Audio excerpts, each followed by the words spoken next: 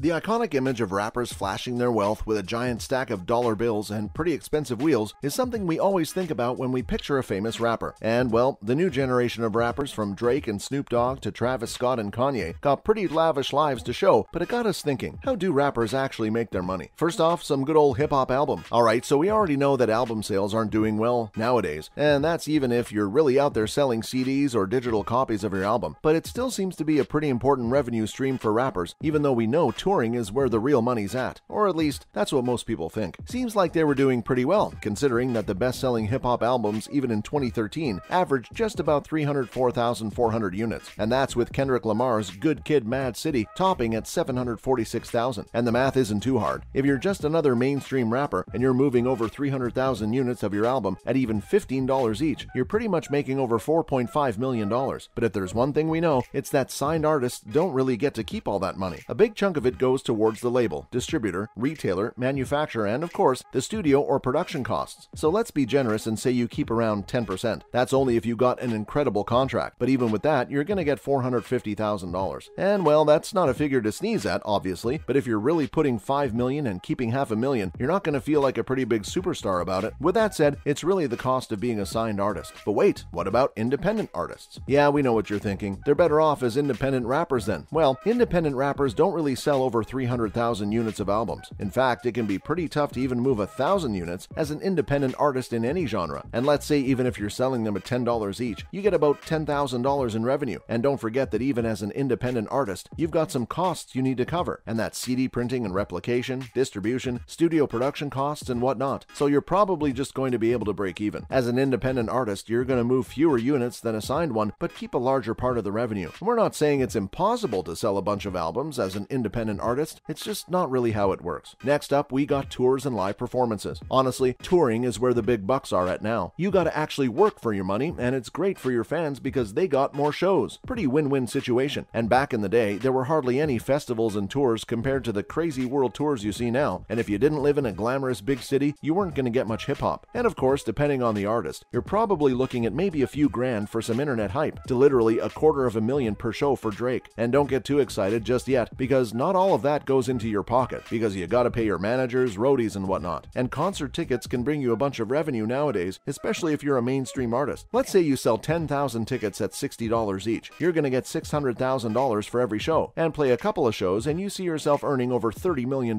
But again, there are a few costs that come with recording and selling music, and of course, you won't get to keep 100% of your ticket sales if you're a signed artist. And then your label is probably gonna keep a sizable slice of the pie too, disguised as food and drink costs, gas, equipment, transportation, rental, road crew, and the list goes on and on. And while these figures aren't really exact, they do give you a ballpark idea of how much a mainstream rapper stands to make on tour. And if you're a rapper with a good work ethic and pretty big label ambitions, you're probably going to be touring at least twice a year, so that's definitely getting you 80 shows. Having said that, there aren't any standard rates. Shows get canceled, organizers pull the plug, a blown tire isn't going to let you get to your venue on time. Like, pretty much anything can happen. Moving on, let's talk about merchandise. Okay, so that's definitely a huge moneymaker, especially if you got some pretty good stuff out. Guys like ASAP sell some pretty dope merch and combine them with the touring money and album sales, and your music turns into some kind of money-making machine. Like, the profit margins are huge. Sell some branded goods and you've developed a name for yourself as a rapper. Like, you see a bunch of people going crazy for Cactus Jacks, and they won't even care much about Travis Scott's music. You're really reaching out to a larger audience who don't even have to be a fan of your music to support you. Now let's head on to YouTube monetization. So we're gonna take a leap here and move on to the biggest platform there is right now. Your favorite rapper released a music video? You're gonna head straight to YouTube to watch it. And hip-hop stars and influencers and so many others are creating and running monetized YouTube platforms. And you never know what can go viral on that platform. Remember Psy? That's the South Korean musician, rapper, and songwriter who made over $2 million